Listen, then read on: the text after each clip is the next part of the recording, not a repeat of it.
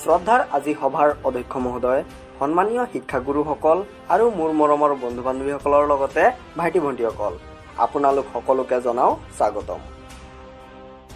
আজি 15 আগষ্ট, ভাৰতৰ স্বাধীনতা দিৱস। প্ৰথমেই আপোনালোক সকলোকে জনাওঁ স্বাধীনতা দিৱসৰ আন্তৰিক শুভেচ্ছা ও অভিনন্দন।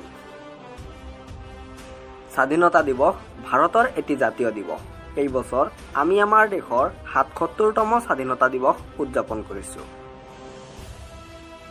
1947 চনৰ 15 আগষ্টত ভাৰতে ব্ৰিটিছ শাসনৰ পৰা স্বাধীনতা লাভ কৰে। আজিৰ স্বাধীনতা আহিছে শ শ মহান দেশপ্ৰেমিক আৰু স্বাধীনতা সংগ্ৰামীৰ বলিদানৰ বিনিময়ত। আজিৰ দিনটোত দেশৰ স্বাধীনতাৰ বাবে প্ৰাণ আহুতি দিয়া ভাৰত মাতৃৰ বীৰ পুত্ৰসকলক আমি পৰম শ্ৰদ্ধাৰে স্মৰণ কৰোঁ।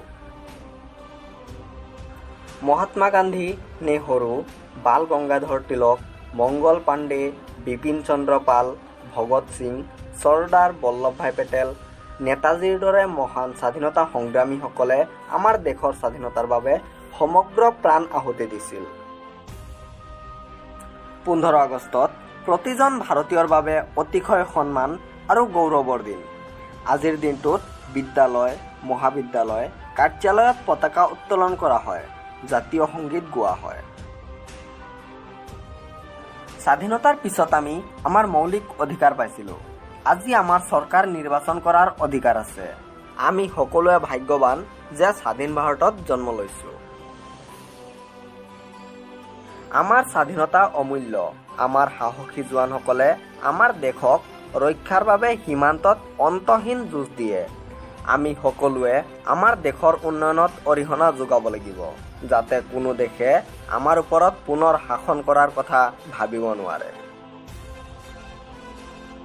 আজিৰ দিনটোত সমগ্ৰ ভাৰততে কুচকাৱাজ, জাতীয় পতাকা উত্তোলন, বিভিন্ন সাংস্কৃতিক অনুষ্ঠানৰ আয়োজন কৰা হয় আৰু সেই উপলক্ষে দেশৰ বিভিন্ন ধৰ্মৰ লোকে একত্ৰিত হৈ নিজৰ সংস্কৃতি প্ৰদৰ্শন কৰে।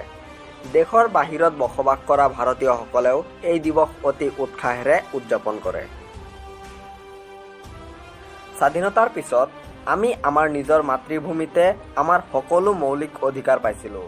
স্বাধীন ভাৰতৰ মাটিত জন্ম লোৱাটো আমাৰ সৌভাগ্য। এই বিশেষ দিনটোত আহক আমি উত্তৰাধিকাৰী সূত্ৰে লাভ কৰা ধন সম্পত্তিৰ সমৃদ্ধিশালী আৰু সংৰক্ষণৰ বাবে যৎপৰোনাস্তি চেষ্টা কৰি আমাৰ মাতৃভূমিক